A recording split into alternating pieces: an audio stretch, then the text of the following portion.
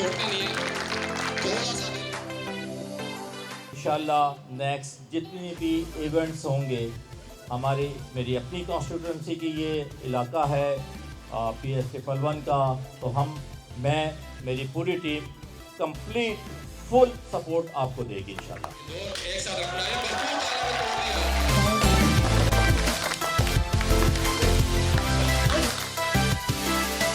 ये सालों की मेहनत है और इनको ये मेरा आपसे वादा है ज़ाती।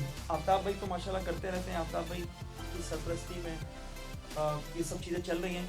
अब जब जाएगा रज़ा भाई, 2 बच्चों को मैं सपोर्ट करूँगा, एक फीमेल को और एक मेल को।